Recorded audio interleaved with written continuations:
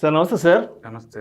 సుందరారెడ్డి గారు, ఇన్వెస్ట్మెంట్ విషయంలో డిసప్పాయింట్మెంట్ కాకుండా ఉండాలి అంటే తప్పనిసరిగా ఎలాంటి ఫ్యాక్టర్స్ను బుద్ధిగా ఫాలో అవ్వాలంటారు? సో బేసికల్గా ఇన్వెస్ట్మెంట్ చేసేటప్పుడు మనం టూ మెయిన్ ఇంపార్టెంట్ థింగ్స్ అండి. ఒకటి మ్యాక్రో ఎకనామికల్ ఇండికేటర్స్ మనం ఫాలో అవ్వాలి. రెండేది మన పర్సనాలిటీకి సూట్ అయ్యే థీమ్స్ని ఫాలో అవ్వాలన్నమాట. ఇప్పుడు మ్యాక్రో ఎకనామిక్స్ అనుకోండి, వడ్డీ రేట్లు ఎట్లా ఉన్నాయి, వడ్డీ రేట్లు హై రేట్లో ఉన్నప్పుడు డెట్ ఫండ్స్ పర్ఫార్మెన్స్ బాగుంటుంది. ఈక్విటీ మార్కెట్ మామూలుగానే వాలటిలిటీ గ్రోత్. అలాగే ఇన్ఫ్లేషన్ ఎక్కువ అవుతుంది అనుకోండి, సేవింగ్స్ తగ్గుతుంటాయి. సేవింగ్స్ తగ్గుతున్నాయి కాబట్టి ఈక్విటీ మార్కెట్ మళ్ళీ డిస్టర్బ్ అవుతుంది అనమాట. అట్లా ఎకనామికల్ గ్రోత్ ఎంత ఉంది, ఇన్ఫ్లేషన్ ఎంత ఉంది, వడ్డీ రేట్లు ఎంత ఉంది, లిక్విడిటీ వరల్డ్ వైడ్గా తక్కువ వడ్డీకి డబ్బులు దొరుకుతున్నాయి లేవా, ఇలాంటి ఫ్యాక్టర్స్ అన్ని ఇంపార్టెంట్ మ్యాక్రో ఎకనామిక్స్. ఇవన్నీ ఫేవర్గా ఉన్నప్పుడు ఈక్విటీ మార్కెట్ పర్ఫార్మెన్స్ బాగుంటుంది. ఇవి టైట్ అవుతున్నాయి కొద్దీ ఈక్విటీ మార్కెట్ పర్ఫార్మెన్స్ ఉండదు. అందుకని స్టాక్ మార్కెట్లో 2-3 ఇయర్స్ మార్కెట్ ఫ్లాట్ లేదా నెగిటివ్ ఉంటుంది అనేది మామూలు విషయం. మీరు కనుక హిస్టారికల్ డేటా చూసారనుకోండి, నిఫ్టీ రిటర్న్స్ కనుక 1 year ఒక 20-30% ఇచ్చింది అనుకోండి, అంతే next 2-3 years literally flat returns వస్తాయి. మళ్ళీ నెక్స్ట్ 20-30% వస్తాయి. అంతే యావరేజ్ మనం 13% అనుకుంటాం కదా Nifty. Every year continuous consistency రాదు. అది ఇస్తే 30%, 40% ఇస్తుంది.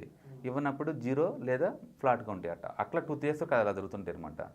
అందుకని మనం ఇన్వెస్ట్మెంట్ చేసేటప్పుడు ఆ పర్టికులర్ మైక్రో ఎకనామిక్స్ కండిషన్స్ ఎలా ఉన్నాయి తెలుసుకొని ఇన్వెస్ట్ చేయడం చాలా ఇంపార్టెంట్ అనమాట.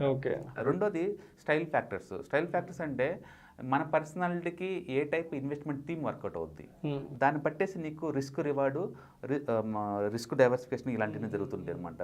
బేసికల్గా ఏంటంటే 8 ఫ్యాక్టర్స్ మెయిన్ ఇంపార్టెంట్ ఇన్వెస్ట్మెంట్ చేసేటప్పుడు.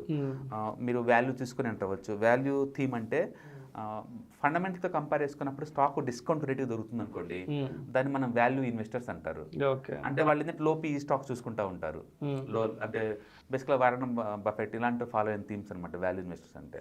రెండోది క్వాలిటీ ఇన్వెస్టర్స్. క్వాలిటీ ఇన్వెస్టర్స్ అంటే earning visibility, okay, and heart సెక్టర్లో ఉన్న థీము, అండ్ కార్పొరేట్ గవర్నెన్స్ బాగున్న కంపెనీస్, ఓకే, ఫ్యూచర్లో గవర్నమెంట్ తక్కువ ట్యాక్సేషన్ ఉంచే థీము. అలాంటి క్వాలిటేటివ్ పారామీటర్లు చూసేసి ఎంటర్ అయ్యే వాటిని క్వాలిటీ ఇన్వెస్టర్స్ అంటారు. అలాగే డివిడెండ్ ఇన్వెస్టర్స్, వాళ్ళు ఏంటంటే కంపెనీ యొక్క ఎర్నింగ్ విజిబిలిటీ చూసి కన్సిస్టెన్సీ కంటిన్యూస్గా ఎంత డివిడెండ్ బ్యాక్గ్రౌండ్ ఇస్తున్నారు చూసి ఎంటర్ అవుతుంటారు అనమాట. వాళ్ళు డివిడెండ్ ఈల్డ్ ఇన్వెస్టర్స్ అంటారు. బేసికల్గా ఈల్డ్ ఇన్వెస్టర్ అంటారు వాళ్ళని. అలాగే మూమెంట్ ఇన్వెస్టర్స్ అంటే హిస్టారికల్ డేటా చూసినప్పుడు ఏంటంటే ఎక్కువ రిటర్న్స్ ఇస్తుంటాయి మిగతా స్టాక్స్తో పోల్చుకుంటే, వాళ్ళని మూమెంటం ఇన్వెస్టర్స్ అంటారు. మనం మూమెంట్ అనే పదాన్ని ఓన్లీ స్టాక్స్గా ట్రేడింగ్గా వాడతాం, ఇన్వెస్ట్మెంట్లో కూడా ఉంటుంది. ఇన్వెస్ట్మెంట్ వాళ్ళు కూడా హిస్టారికల్ డేటా చూసినప్పుడు మిగతా వాటితో పోల్చుకుంటే ఎక్కువ రిటర్న్స్ ఇచ్చే స్టాక్స్ మూవ్ కాబట్టుకుంటారు. అలాగే వాలటిలిటీ ఎక్కువ మూవ్ అవుతూ ఉంటారు మార్కెట్తో కంపేర్ చేసినప్పుడు. అలా వాలటిలిటీ, లో volatility stocks long term investment బాగుంటాయి. హై వాలటిలిటీ అయితే ఓన్లీ ట్రేడింగ్కి అనమాట. అట్లా లో వాలటిలిటీ వాటిని. అలాగే లిక్విడిటీ, ఎక్కువ లిక్విడిటీ ఉండే వాటిని. ఇలా డిఫరెంట్ కాంబినేషన్ తోటి మనం వీటన్నిటిని ఫ్యాక్టర్స్ అంటాం అనమాట. అందుకని ఇన్వెస్ట్మెంట్ చేసేటప్పుడే కనుక మీకు ఎగ్జాక్ట్లీ ఏ టైప్ ఎక్స్పెక్టేషన్ ఉంది మీ పోర్ట్ఫోలియో మీద, అండ్ రిస్క్ ఎంత, రివార్డ్ ఎంత, డైవర్సిఫికేషన్ ఎంతవరకు అన్న దాన్ని బట్టేసి మనం ఆలోచించుకోవచ్చు. ఫర్ ఎగ్జాంపుల్ నేను వాల్యూ ఇన్వెస్టర్ అనుకోండి, మార్కెట్ పడ్డా నేను పెద్ద ఎఫెక్ట్ అవ్వను, ఎందుకంటే నేను ఆల్రెడీ డిస్కౌంట్ స్టాక్స్ నేను కొన్నా కాబట్టి నా స్టాక్స్ పెద్ద పడే ఛాన్స్ లేదు. అదే మీరు మూమెంట్ ఇన్వెస్టర్ అనుకోండి, మార్కెట్ పడుతున్నప్పుడు అది ఎక్స్ట్రా పడుతుంది బై డిఫాల్ట్, మార్కెట్తో పోల్చుకుంటే ఎక్స్ట్రా పడిపోతూ ఉంటాయి. అది ఆ టైప్ అనమాట. అదే డివిడెండ్ ఈల్డ్ అనుకోండి, పడే కొద్దీ నేను హ్యాపీ ఫీల్ అవుతుంటాను, ఎందుకంటే కొత్త అలొకేషన్ ఎక్కువ చేస్తుంటాను, నాకు డివిడెండ్ ఎక్కువ గిట్టుబాటు అవుద్దని.